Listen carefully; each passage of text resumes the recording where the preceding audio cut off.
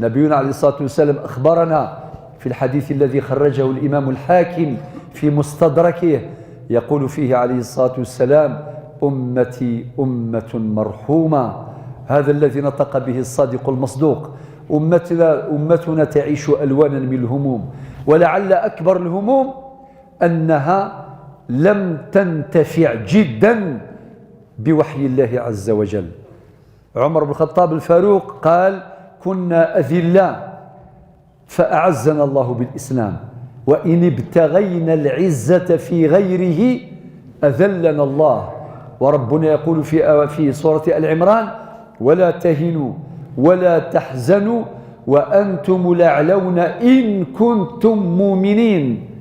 ولكن ربنا عز وجل يعلم، وقد سبق في علمه الأزلي، أن هذه الأمة تطير حينا وتسقط أحيانا، تعاني ألوانا من المصائب، ألوانا من الابتلاءات، ولكن ربنا يزرع فينا الأمل الذي يدفعنا إلى العمل، كما في سورة آل عمران في الآيتين 139-140 يقول ربنا عز وجل: إن يمسسكم قرح وقد تعددت قروحنا.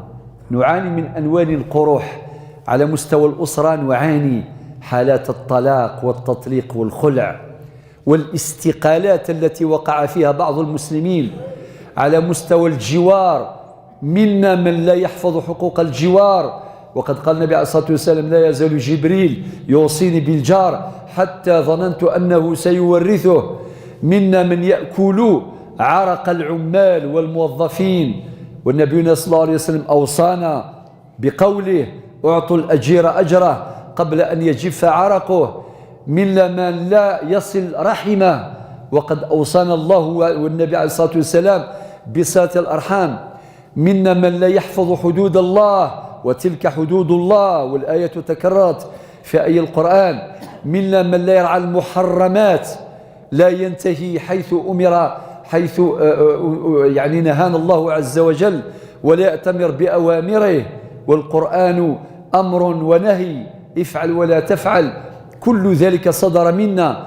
ولكن ربنا عز وجل يعلم علم اليقين بأن قروحنا كثيرة: قروح أخلاقية، قروح اجتماعية، قروح سياسية، قروح ثقافية، قروح اقتصادية، قروح حضارية. ولكن يعالج كل القروح بقوله: إن يمسسكم قرح فقد مس القوم قرح مثله وتلك الأيام نداولها بين الناس وليعلم الله الذين آمنوا ويتخذ منكم شهداء والله لا يحب الظالمين.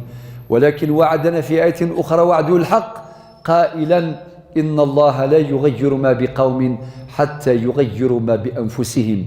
فإذا كانت نياتنا صادقة، وإذا كانت عودتنا إلى وحي الله الطاهر الذي يقودنا إلى الله عز وجل، فإذا كانت عودتنا صادقة إلى الله، فالله سيغير حالنا إلى أحسن حال.